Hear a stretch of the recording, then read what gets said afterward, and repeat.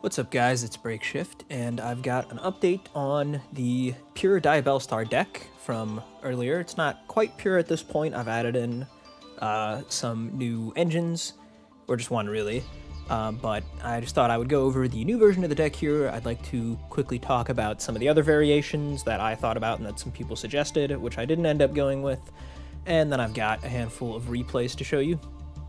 This is what I've been playing in the Duelist Cup, and I think it is definitely better than the pure Diabellstar deck I posted previously. The first draft was always going to be pure, I think, because I just enjoy pure decks a lot, and it gives you a good idea of where the deck is at, how strong it is. You can figure out like gaps in the strategy where you might want to fit things in. And now that I've got plenty of experience with that version of the deck, I feel very confident in saying that this build does all of those things. I wanted to raise the ceiling on the end board a little bit. I wanted to get some value out of my normal summon that I wasn't using, and I wanted to keep the deck strong against Fualos. So we've done all of those things by incorporating the adventure cards. So we're playing 3 Rite of Aramasir, we're playing the 3 Water Enchantress, of course, to get Rite of Aramasir, 1 Fateful Adventure, 1 Wandering Griffin Rider, and Dracoback. So this is good because it gives us a negate, obviously, right? It raises the ceiling a little bit there. It lets us get value out of the normal summon. We're not normal summoning anything still, but the Rite of Aramasir says that you can't activate the effects of monsters on the field except special summon monsters. So normally this would lock you out of normal summons, and we're kind of dodging that restriction by just not having a normal summon. So it is relevant that we didn't have to use the normal summon previously in the deck. It works well with this. And we don't have to go into the extra deck to utilize the Griffin Rider, of course, main deck monster. So we're still very good into Fualos. There's some other very nice synergies that happen here, though. Most notably is with this guy, Dracoback. So Dracoback, of course, when you search him with the Fateful Adventure, when you special summon a monster, you get to add an equip spell to your deck or equip it. We'll be adding him to hand most of the time because he is great fodder to send off with either Diabellstar or Diabells. You just you summon them out by sending him off, and then he triggers and he equips himself. And then, because he's on the field as an equip spell, during the opponent's turn, when I use the Sinful Spoils of Betrayal, I'll tribute off my Diabellstar. She'll trigger to come back by sending off one of my cards. I can send off the Dracoback, and then it will trigger again, since it's a new turn now, and it'll bring itself back. It's just so much fodder for your level 7 and 8 monsters here. Being able to use the Dracoback pretty much every turn is just a free card is actually really nice. Because I was occasionally running into the issue of having to get rid of meaningful cards from my hand to summon back the Diabellstar or to bring out the Diabells with the pure build, and Dracoback is really good at answering that. Plus, in a pinch, even the Fateful Adventure, it's a continuous spell. Most of the time, you won't need this thing. After the initial searches it gets you, you get the Dracoback, you get the Griffin Rider, and then you could send it off if you really needed to. Of course, sometimes it is relevant where you shuffle back the Griffin Rider to negate, and then on your next turn you'll actually need to add him back again because you won't kill. But the Adventure Package does actually also improve the kill power a little bit because the Adventure token itself is 2,000, the Griffin Rider is 2,000. It lets you get a good chunk of extra damage out there if you access this engine. So, yeah, I guess I didn't mention that, but that was also something that I wanted to do with the update to the deck, was boost the kill power by a bit. So that's all very good. There are a couple other small changes to the actual Diabellstar package itself. Of course, to fit everything in, we had to slim down a little bit, so we're down to just the 1 Snake Eye Chase, and I'm on 2 Philia Diabell now, because this is probably the worst one to draw in multiples. We've supplemented with some extra spells, so it's less important to just be drawing random spells. And the one of Chase, it's like, this card, I mean, obviously, again, we just wish we could play extra Wanted, but we can't, and it is relevant to be able to have another way to gain access to your Diabellstar. This card can be kind of hard to find sometimes, so 1 Chase. In the extra deck, there's a couple other changes as well. I should have just done this from the beginning. I didn't know why a complete oversight to have left this out. We're playing Reselia. Remember I mentioned previously, sometimes you'll have like Diabells and Vengeance, both of them boosted by the Philia effect. They'll be at 3,000, and that's only 6,000 damage. You need 2,000 more. Maybe you summon something with Diabellstar Vengeance. But I didn't have anything that was big enough to get you up to 8k. For some inexplicable reason, this card does it. She's got 2,000, and furthermore, Illusion and Spellcaster Synchros gain 500, so she'll boost herself. Her other effect, it just doesn't even really matter. She's just, the stat lines can be relevant. But you can actually use this effect. Send a spell or trap from your hand to the graveyard, add a White Forest card, or a Light Spellcaster, so that searches Witch of the White Forest. It's very difficult to imagine a situation where you actually are like resolving the Diabellstar Vengeance effect to summon this, and you have a spell that you can send off, but you somehow need another Witch of the White Forest. So really not relevant, but the stat line does matter, so we're playing her. I also put in a Baron, just because I did not end up... I was never summoning TG Wonder Magician, so I just got her and I put in Baron, because surprisingly... normal summon Ash Blossom to sync with a Diabellstar was something that I, on a few occasions, was like, dang, I wish I had a Baron so I could do that right now. So everything else pretty much is the same in the extra deck. We just we cut a few cards that weren't really being used, and we left everything else. The Centurion Legatia I've also basically like never been summoning, but it does have theoretical applications. I think it's probably worthwhile to leave it in. But yeah, that is the update to the deck. Now, as for some of the other variations that I explored but ultimately chose not to go with, first off, Osiris Handle on the last video suggested Fiendsmith because of a pretty interesting little synergy where you can use Aerial Eater to send a Fiend monster from the deck to the graveyard. Send a Fiend from your deck to the graveyard if it's fusion summoned, so it's very easy to fuse this guy with the Fiendsmith stuff, and Diabellstar Vengeance is a Fiend monster, so that's like a cool little bit of crossover synergy, and that aside, of course, Fiendsmith is just a pretty good engine. Less and less popular these days, but still very powerful. Why I chose not to go with this, so first of all, it's making us weaker into Fuelos. We have to go into the extra deck a lot if we want to access the Fiendsmith engine. Second off, while the Aerial Eater thing is cool, it's actually not very frequently something that would come up, because remember that to summon the Diabellstar Vengeance, you still need a spell and a trap in the graveyard. Banish one spell or trap from the hand or graveyard to special it. And while Fiendsmith does put spells in the graveyard, it doesn't really give us easy traps in the graveyard, and like you could try to do some weird thing where you use the level 4 Lacrima to put a trap, but then you need other ways to get bodies out. It's almost never going to be a situation where you need access to Vengeance and you have the other stuff set up and you wouldn't rather do your typical Fiendsmith lines and you want to go to Aerial Eater instead. So for those reasons, and also just because, you know, Fiendsmith, we've done that a lot already, I decided not to. We had a suggestion from Ryan Hoot 4926, who suggested playing Primite, which I thought was going to be a really good idea at first. It sounded very promising, but the more I looked into it, the more I realized that, first off, it was basically impossible to have Drill Beam live with any level of consistency, which is naturally the most powerful part of Primite. And the vanilla monster that we would be using, that we just don't really have like any means of doing anything interesting with it, unfortunately, other than just using it as a tuner.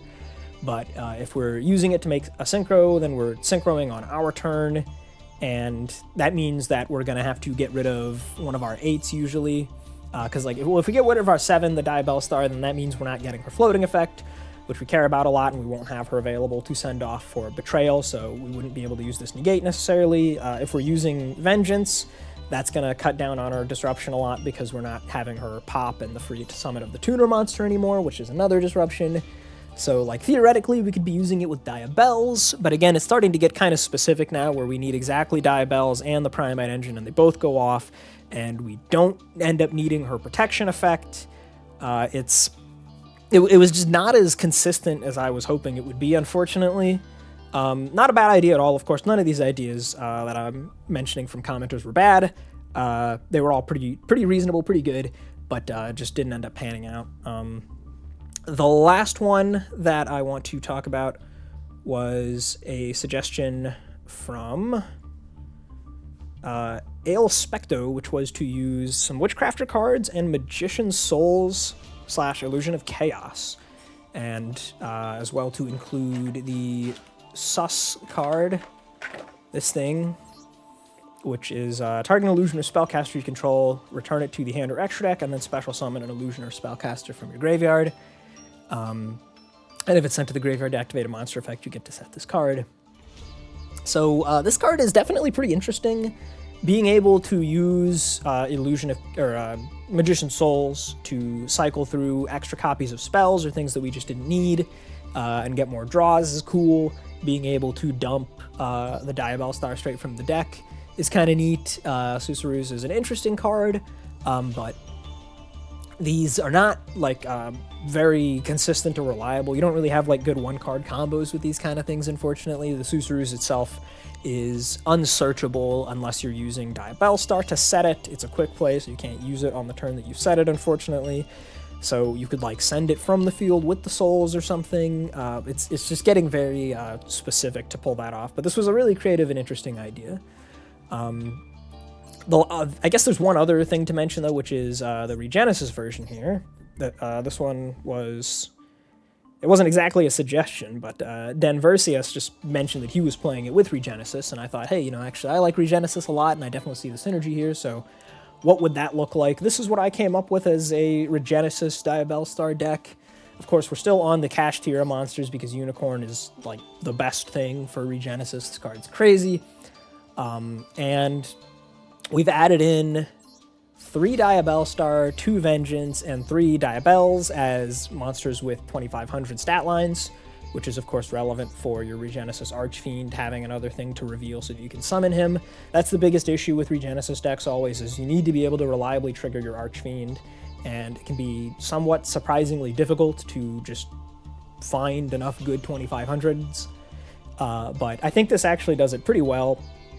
This deck is one of the better builds of Regenesis, actually. I tried a lot of different Regenesis builds, and I think this one is maybe my favorite.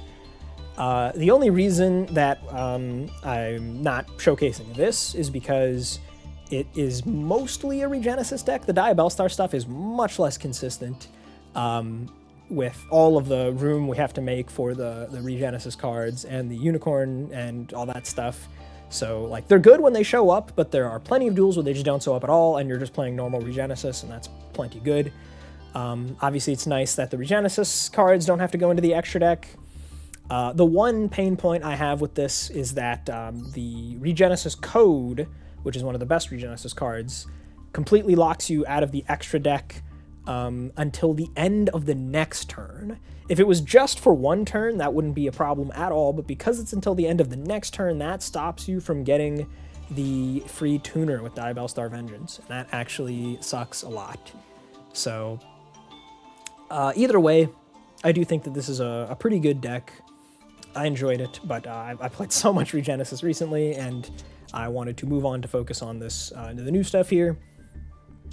I did lastly, this was just my own idea, was tinkering around with some of the AFD cards. Pretty simple idea here. Regulus is a good normal summon. We have a field spell that we care about searching when we make the Ancient Fairy Dragon. This one I also threw in some Fiendsmith stuff just to see how that would go. It ended up being just, unfortunately, you can't find Regulus with any consistency. You just have to hard draw this guy. He's unsearchable.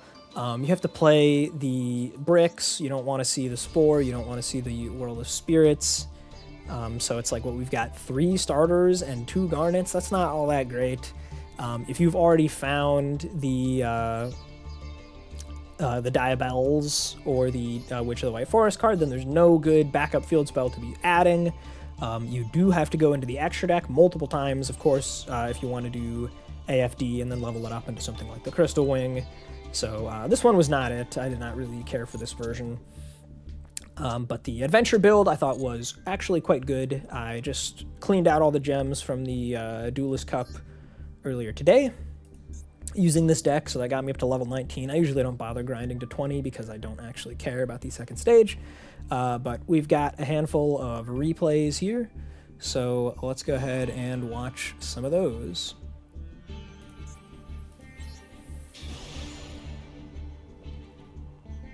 They're mostly all just with the adventure version, but I think there's one with some of the Regenesis cards in there. So here we go. We've got the Rite of Aramis here, so we'll have access to that adventure package, and I'll just go ahead and start with that, of course. One thing that's pretty nice about this is that with the typical adventure combo, you would use Fateful here, and you'd have to discard. But since we can special summon from the hand so easily, we can trigger the effect to add Draco back first, and then later when we discard, we can discard the Draco back, or just something else. There's plenty of good discard fodder, of course. Curse of Diabell, good discard fodder. Diabellstar Vengeance, lots and lots of good discard fodder for the Fateful Adventure if need be. So I discard the Draco back here, bring him out from the graveyard. We'll be able to use him later for our Diabellstar. There's our negate. Can play under Nib this way, although you don't often reach 5 summons anyway. We'll send off Vengeance for Diabellstar here. Set the Silvera, of course. Summon Vengeance out of the graveyard. Look at how many zones we filled up here, man. Look at all this stuff. Pretty nice first turn here. But the opponent is playing a Go Second deck. They are on Sky Striker. So there goes my Griffin Rider negate. Here goes Engage. Of course, I'm going to try to stop that if I can. That is the Sky Striker card. So we'll go ahead and use the Silvera there. Send off the Draco back like I was talking about for our Diabellstar. We get to bring it back. It can also kind of like chain block stuff for you, which is neat. But since Diabellstar is mostly only vulnerable to like Valor and Imperm, it doesn't really matter. Anyway, he's got triple attack, which is unfortunate. I'm going to go ahead and draw 2 cards. He's got drones to try and access probably a Kagari here. I really don't want him to do that, so we'll use the Vengeance. Good thing we have this extra monster zone here to get another guy on board. Here comes Pydra. I take that as the cue to go ahead and Synchro Summon. So we're just going to go ahead and bust out the Vengeance Dragon. Naturally, of course, he has to go into the battle phase, which will give me an opportunity to use the battle phase popping effect of this guy. So we'll get rid of the Pydra here before he can flip up his field spell. Field spell going to add the Genroku. And he discards Fadra, so goes into the battle phase here. Triggers the effect of Genroku. He's going to swap it out here for the Chandra, and that's what I'm going to pop. He uses Called By here. I don't know what the idea was. But goodbye, Poplar, I guess. Vengeance Dragon's going to get rid of both of those, and he's done. So, not too bad there. You got to see just how much stuff you get when you use the Adventure Engine. Pretty neat. Here's the one replay I have with the Regenesis build. I don't think the Diabellstar cards really showed up much here. But I thought it was a kind of interesting duel, and I don't have as much to talk about this time since it's not a whole new deck.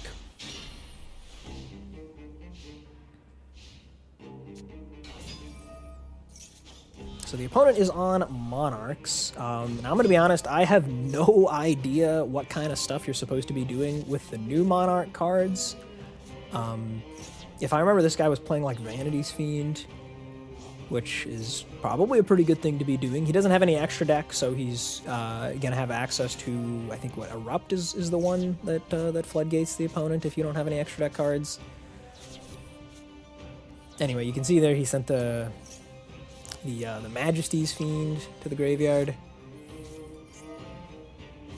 Now, this deck does put out some sizable bodies without needing to like activate monster effects on the field.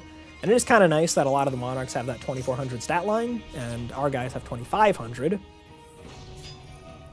There are the bigger ones, of course, 28, but with Philia Diabell, we can boost our guys to 3,000, so the Majesty's Fiend doesn't end up coming out onto the field, but if it did, maybe we would have had some ways to play around it.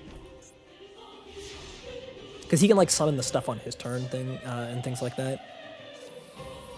Anyway, we're just going to go ahead and use Regenesis to grab Archfiend here. Archfiend can reveal Vengeance, summon himself out. He's going to hit me with an Ether here. The new Monarch cards do seem kind of cool. I just wish the deck wasn't just all just, like, goofy floodgates, you know?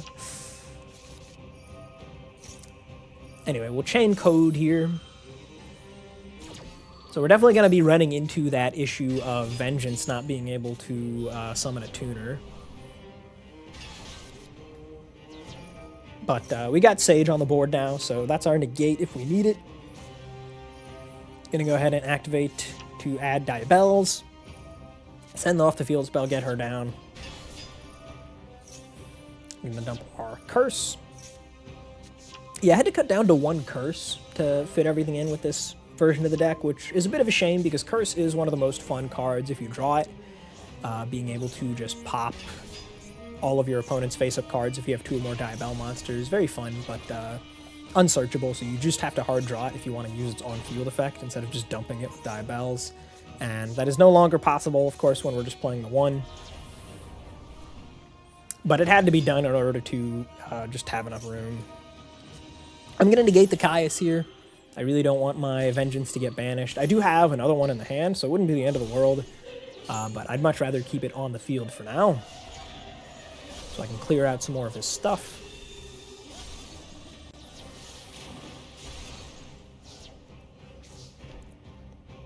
So we're just going to go ahead and set the Birth here. Between Birth, Sage, and Vengeance, that's a lot of disruptions, even though we are still running into that problem with Regenesis Code here because it's 2 turns long, so even though it's turn 3, we still can't get the summon off, we just only get the pop. And I'm definitely missing that extra disruption here. This guy is probably not playing the deck right, though, I'm going to be honest. I don't know the details of the Monarch lines, but I'm pretty sure he's made some mistakes. Pretty much the only person I ran into, though, who was actually using all this stuff. I don't remember when it came out, if it was in the most recent pack or not, but didn't really make much of a splash, it seems. Anyway, I'm going to use the second effect of Birth here to send it off and get back my guys from Grave of Banishment. He chained Stormforth. I don't really know why. He just said he wanted to do it now. So Archfiend's going to come back out. And we're going to get the search. Being able to book stuff is neat, but Monarchs don't really care that much. He's going to Erebus, tribute off my guy. Dump 2 and put back the Vengeance. Luckily, though, of course, since we do have another one in the hand, we'll still have access to her. Plus, of course, we even have the Philia Diabell if need be. You know, maybe he hand loops us with another Aether or something, right? But not the case. Instead, he's just going to punch over by battle and pass on that. We're down to a measly 700. But now I get to do the Regenesis thing and add back cards for free. Pretend like I'm playing Branded. Have my little main phase 3 there. So we can just reveal Sage for Archfiend. Archfiend, add copy of code. Why not? Just get another body out on the board. Philia Diabell, search my Diabells. Add another copy. We're just seeing if he has anything here. Summon her out.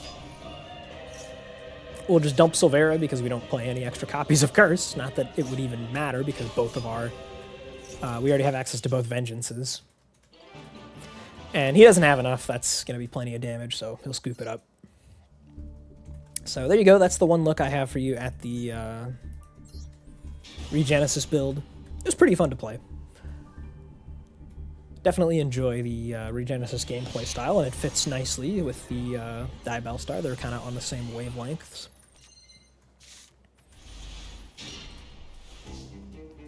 So the hand this time, not particularly great.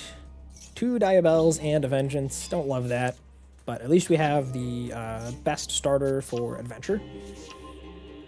I do need to use the effect to search first here because I don't have good cards to discard otherwise. We'll send off the Draco back for the Diabells here and at least get some value out of that.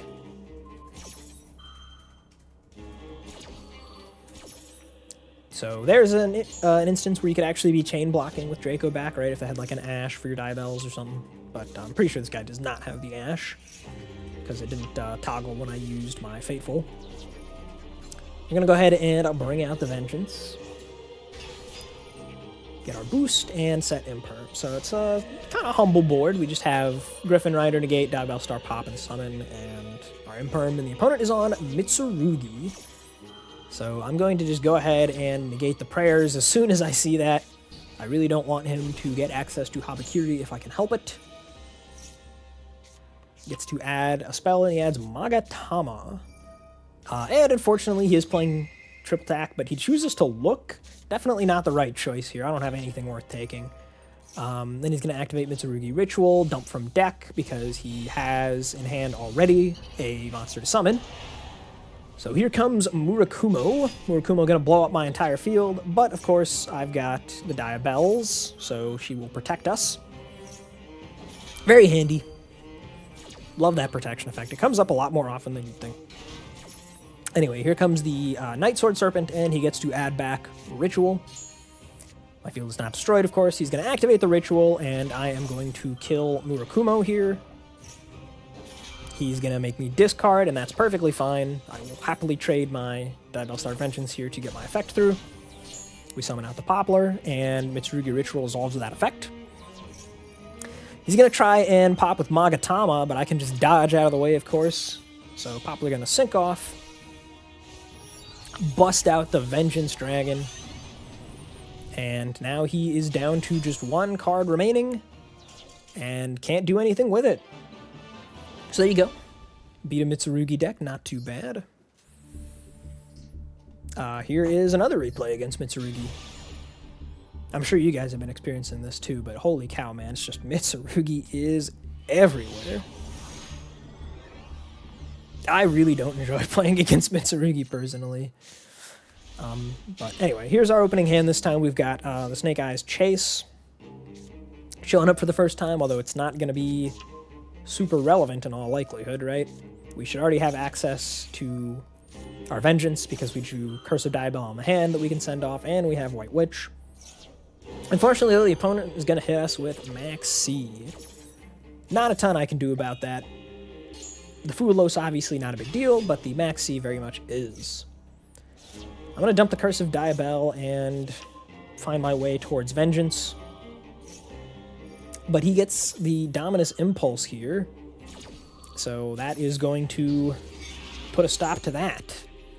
Now, at this point, I decide that it's worth it to give him one more draw so that my Curse of Diabell will be live, because this is going to give me Vengeance Pop, the Synchro for another disruption, and Curse of Diabell to blow up all those face-up cards. That definitely seems worth the extra draw there. So he's going to add Ritual. He's going to use Ritual. I'll just throw out the Maxi. He's got Called By too, though. Unfortunate. He gets the Maxi. We don't.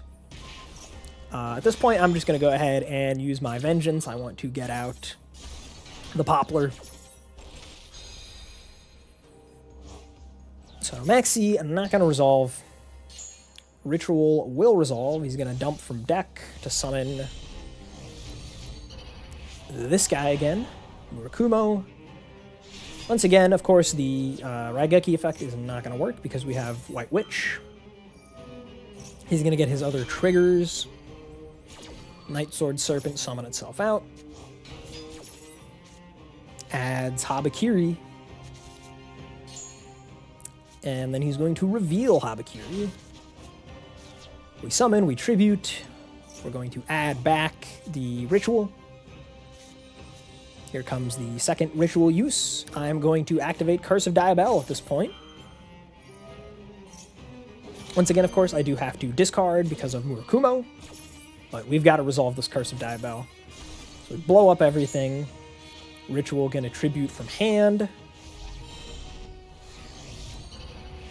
Summons out another Murakumo. I don't have the protection anymore, but of course he already used the Raigeki effect, so not going to work. He gets to a mirror, and I'm going to sync off quickly here. Try and clear his field. Remember that he's already used his Habakiri effect, so I'm hoping that he's going to be out of play starters here. I'm going to go ahead and push the Murakumo back.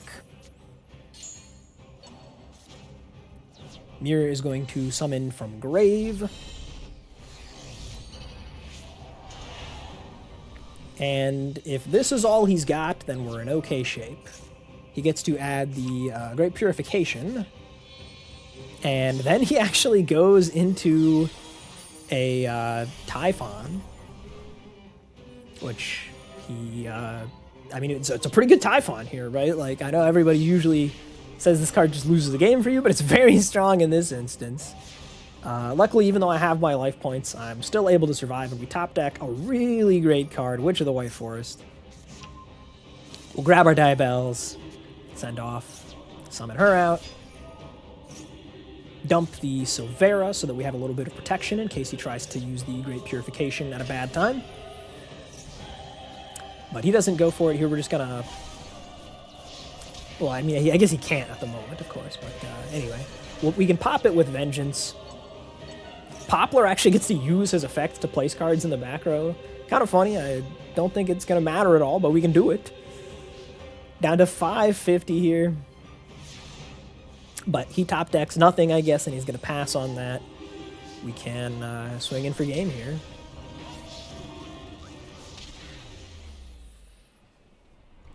So there you go. Another win against Mitsurugi. Obviously, Adventure Diabellstar is the counter that the meta needs to beat Mitsurugi, right? Anyway, a couple more here from the Duelist Cup. This was one of the rougher Duelist Cups for me personally, man. Going second feels so bad right now. Like, even the rogue decks I'd go up against would be like 6 Samurai or like Raid Raptor or Gladiator Beast, where it's like, okay, you know, even 1 or 2 hand traps is probably not going to do it here. They're just going to build some stupid board, and I'm not on any of the like powerful breakers or anything because I hate those cards. But we got there anyway. So pretty decent opening hand here. Send off Vengeance for Black Witch. We'll set the Morian because we already have our Silvera in the hand here. And here we go, just a super basic little board here. But it should be pretty strong. He's going to go into the battle phase and try evenly me. Obviously, I have to negate that. So we'll go ahead and use Silvera there. And yeah, these are the kind of situations that I was finding myself in with the pure build, where like I have to send my Diabells here. It's really, really nice to have the free fodder off of something like the Draco back. Very nice. Anyway, I have to set the Wanted here, I think, because I need to have follow-up if I survive this turn. Imperm on the Vengeance sucks, but I can at least summon out the Poplar before her effect gets negated. It really just trades for the 1 disruption there, and it turns out that he's on Ryziel. Ice X, grab Sword. I'm going to try and get all of the names off of his field at this point, and I can keep them out of the graveyard, which is really good, because then he won't be able to get the free summon on his Sword Ryziel. Because I can book one of them with Morian, and then I can use my Vengeance Dragon here to shove the other one into the back row. So I go ahead and do that, but it's not going to matter. He's got another extender, of course, here with 7 Tachyon. He's going to add Ice. Summon that out, and then we just bring the sword out anyway. Grab Star. I'm completely out of disruptions at this point, so nothing I can do but just watch and hope that he doesn't have enough to kill me. Duo Drive, going to get the attach and then add 2. He's going to grab Plasma Hole and Node. Gets his free draw, why not? He deserves it. We're going to summon out 2 more 4s. Get another one. And all 3 of these guys are just going to make a big fat detonator.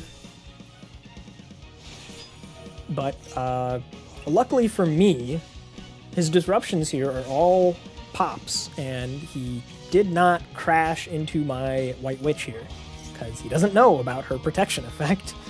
So here we go. Detonator's going to try to pop, and then Plasma Hole is going to try to pop the other two. Lo and behold, it doesn't work. Nothing happens. So we gotta choose to win here because the opponent wasn't reading. I thought that was pretty funny. He could have crashed with the detonator to get rid of my protection effect, but then he doesn't have the pop from so he has to use the Plasma Hole. He only gets to pop one card. So even if he had actually like played properly, could have still been a bit of trouble for him. I'm not sure how it would have turned out, of course, but I think we were actually in okay shape, even if he didn't totally bungle it at the end there. One more replay for the road. This time it's Orchist that I'm up against. And is not fantastic. If he has like any disruption, we're cooked. But he doesn't. So all these extra copies of White Witch in the hand are just going to be rotting away, but at least we get to make a play. Grab our Vengeance, of course, as per always, get her out, so it's going to be Vengeance, Imperm, Ash, and that's it. So he's going to start with Imperm on the Vengeance. Yet again, of course, I can at least get the Synchro Monster out. So it sucks to lose one of my very limited disruptions here, but it's not all lost. He does have an Engraver as well, which is a problem. Of course, I kind of have to stop that too. So we'll use the Ash there. On top of that, then, he has his best normal summon, the Girsu here. Of course, I cannot let this resolve, so I gotta Imperm it. And because this deck can do all sorts of disgusting things with literally any archetypal monster because they have a like 1 now, I have to get rid of this thing immediately. So I'm going to go ahead and go straight into the Vengeance Dragon. Put that thing in the back row, and I'm thinking he doesn't have a ton of possible extenders here, but he drew the one of Foolish Burial. Very unfortunate for me. I'm going to get to summon out of the deck, get another copy of Girsu. He did not use the other Girsu effect, so he can still do that. And now he's got access to everything he could ever want. Gonna add the World Crown, summon that out. We're linking off now for the other Galatea. Going to put back and set the field spell. So I'm gonna have to contend with all these quick effects, even if I do get another turn. He's gonna Reborn again, link off. This time we're making the big boy Enlil Girsu. There he is. He is going to put back and steal. He chooses to take the Vengeance Dragon, obviously, why wouldn't you? And then he's going to get my Vengeance out of the graveyard, which actually is probably a mistake on his part because it's a continuous spell. That actually is going to give me fodder for White Witch. Obviously, of course, he couldn't have known that I have White Witches in the hand, and the Vengeance coming out from grave is threatening. I'm going to throw out the Maxi here. He can just chain this thing too, of course, but it's not like there was a better opportunity for that. If I didn't Maxi, he's probably just going to wait on the other one anyway. So it's fine. I'll get one draw. We draw an Ash, which is not actually particularly useful. Like, I could have stopped this search, but I don't care, you know? So we'll go White Witch effect, send off the continuous spell that he gave me. Very kind of him. Dump a Silvera, because why not? We might as well. We don't need to send another curse anyway. He's going to use the steal effect again. I'm going to pop... I choose to go for the field spell because it just doesn't really matter. None of his other monsters do anything, and he's already used up the effect on this guy now. I choose to go for the rare Wolf Tamer play here. He's going to use the Vengeance effect to pop the Silvera, but I do get to book everything. Not that that's particularly relevant, but it clears the way for me to normal summon Ash Blossom. And we're going to synchro off into a Psychic Edge Punisher here. 500 life points to his 4,000. Get real big, and it's over. So there you go. Fun one to close it off. That's definitely going to be it for me for a little while here, of course, with Christmas coming up. Merry Christmas to all you guys. I hope you guys enjoy whatever it is you're doing. I know I will. Thanks for tuning in, and I will be back later with another deck. So until then, peace.